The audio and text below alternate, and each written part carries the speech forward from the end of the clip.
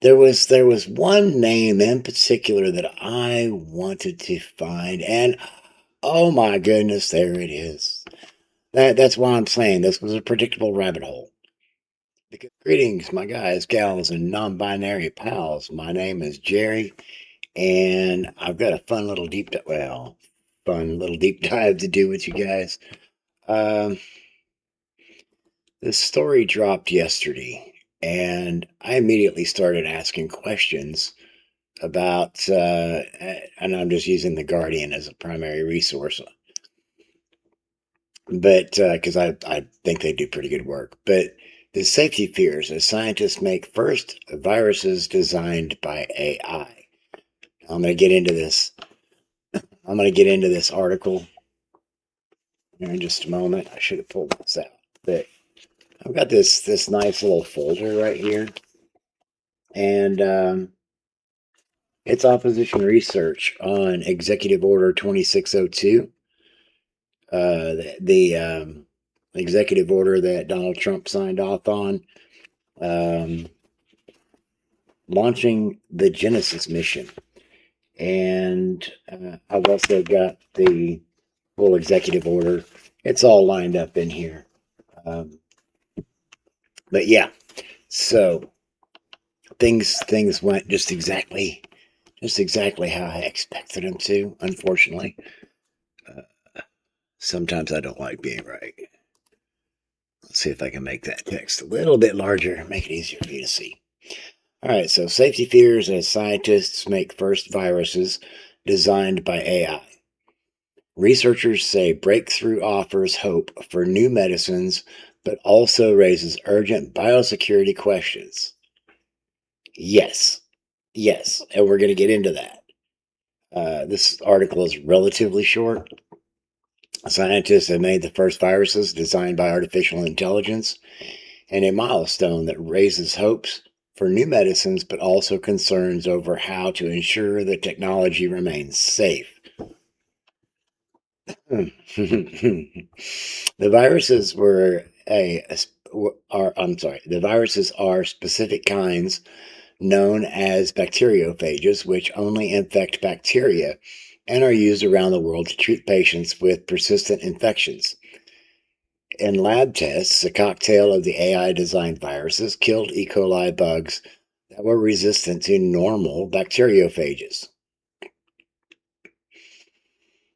Dr. Brian High, I guess is how you pronounce his name. I'm sorry if I got it wrong.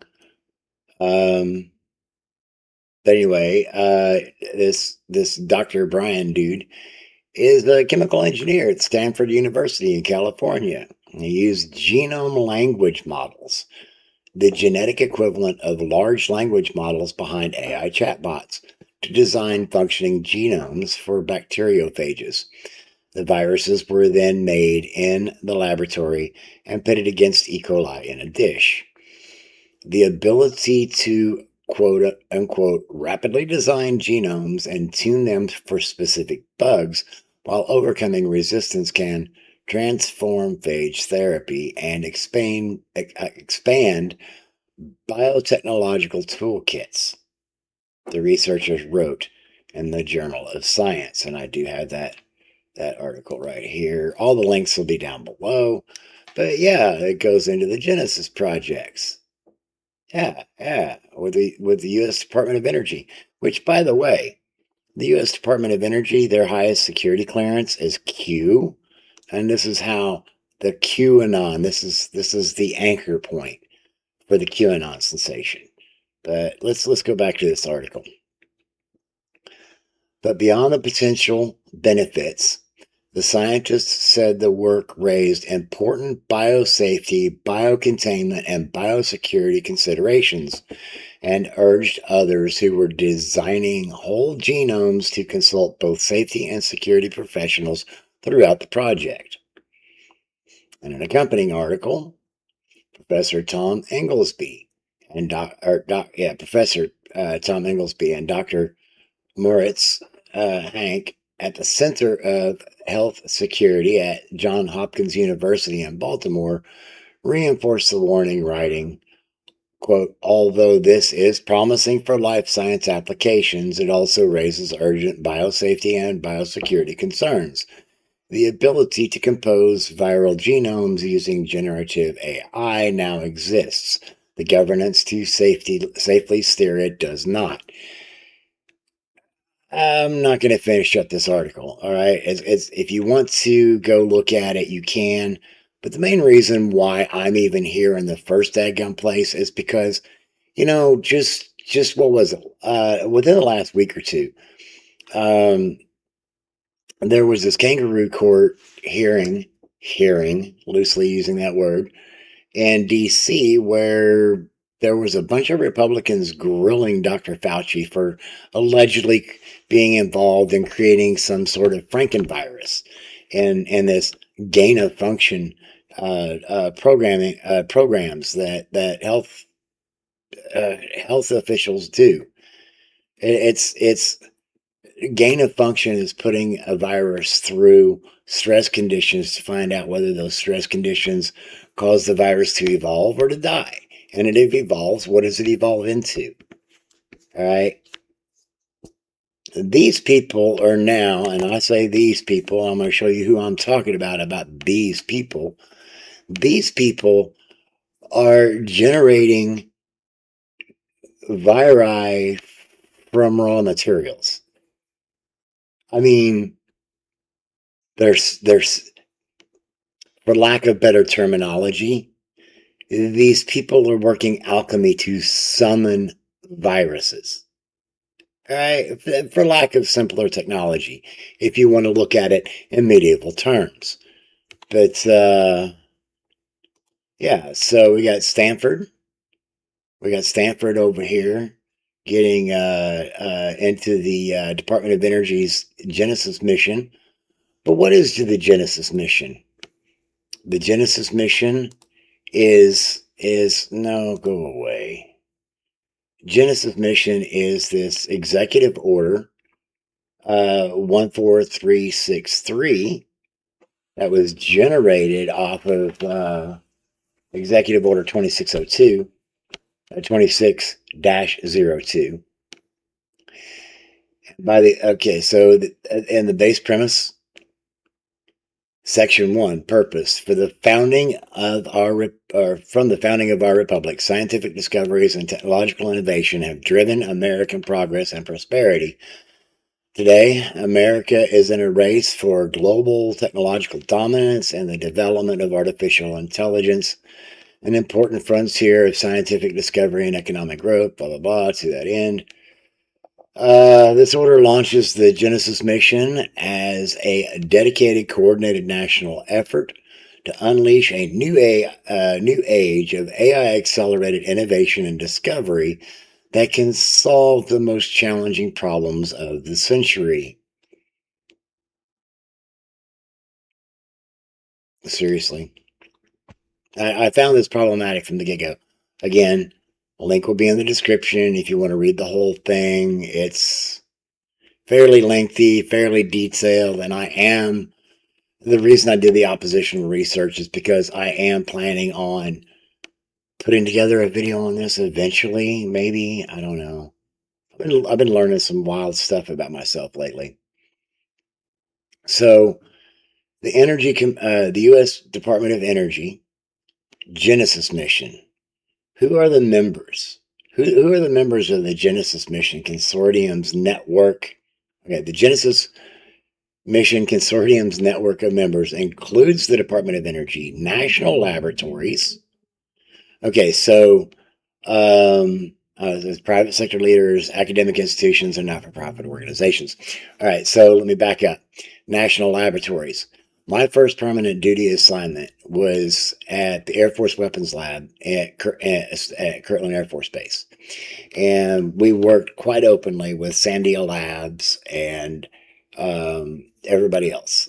My roommate, or I'm sorry, my best man, actually did remote work up at Los Alamos. Anyway, I'm digressing. Within the last week or so, there was a medevac plane that went down in White Sands or over the White Sands testing range because GPS was scrambled. There's a whole weapon system that's been developed around that. It's an evolution off of the Champs program platform that was further developed by Phillips Laboratories, which is a component of the Air Force Research Lab, which is just the Air Force Weapons Lab renamed. So the GPS denial, the electronics denial packet that was utilized against that medevac plane is directly derived out of Kirtland Air Force Base, and which is national laboratories and private sector leaders. Raytheon, the military industrial complex. So we've got these private sector members. Again, the link will be in the description. But there was one name in particular that I wanted to find, and oh my goodness, there it is. That's why I'm saying this was a predictable rabbit hole. Because I thought, well, there's all this money being poured into AI. Why? Why are we seeing all these data centers pushed? Right? Why? Just why? So over here on X, we've got Palantir posted. You can see down here, December 18th, 2025. Palantir is a proud partner of the Department of Energy to launch the Genesis mission. Together, we are ensuring the future of America's technological dominance. Now, there was one thing I didn't put in here, but I'm hoping that you remember that Palantir helped provide the AI power for the hunter-killer drones that were used by Israel in Gaza. All right, which is why I personally have these safety concerns. I wouldn't call them fears, but I mean, because it's not paranoia if they are out to get you. On that note of coming off this Palantir thing, circling back around on the AI deal, there's this. Purge Palantir, join a growing global movement to stop Palantir's surveillance on our communities. And again, the link will be in the description below, but the U.S. tech giant Palantir openly supports Israel's genocide in Gaza. The United States, the company, in the United States, the company helps immigration authorities target people for deportation and police departments to surveil our communities. Palantir does this primarily through its specialized artificial intelligence tools by centralizing data, including everyday people's information in one place. And that leads me to this nightmare. I'm not going to play the whole video, but I will put the link in the description. I highly recommend that you go take in the full 8 minutes. But let's just go ahead and check out the first few minutes of this guy's work. If you've been following privacy news lately, it looks like we just scored a massive win. Cities and local police departments across the country are suddenly ripping down flock safety license plate cameras. Denver and Douglas County, for example, both canceled their contracts with Flock. This is due in part to the journalists that have been spreading awareness and exposing the warrantless tracking, the unauthorized federal data sharing, officer stalking cases, and the glaring technical security flaws. Except, it's slowly becoming much more clear that cities aren't backing off of surveillance or passing new privacy protections. Instead, local councils are quietly handing over tens of millions of taxpayer dollars to a massive defense and public safety giant, a company with deep pockets, enterprise-grade software, and a much more sophisticated strategy compared to Flock. In this video, we're breaking down the details around the canceled Flock contracts, revealing the company that's quietly capturing the market, and exploring the 3 reasons why this hidden switch might actually be leaving us all worse off than before. So what I'm getting at here, or what I'm trying to get at here, is this is all a giant shell game. And so as we expose one thing, they're going to shift that one thing to something to another under another shell and call it something different. I've seen people aptly calling out the Tucker Carlson party as just MAGA rebranded. They're just putting on a new mask, people. They're just putting on a new mask. Listen to what they're saying. Please use your discernment. Please use your discernment as we're moving forward and we're watching these shifts happen. There's a fourth branch of government. We the people. We're the ones that can make the change. We're the ones that can make the difference. But we have to unite as a community. We have to decide what we all agree upon as moral behavior. Anyway, yes, cool. I was able to keep this video fairly short. If you enjoyed the video, please give it a thumbs up if you have not yet. Subscribe to the channel. Share the video with anybody that you think it might help. And please take care of yourself so that you can help take care of others. Try to get the fluids that you need. Try to get the rest that you need. And please remember, mental health matters. Everybody.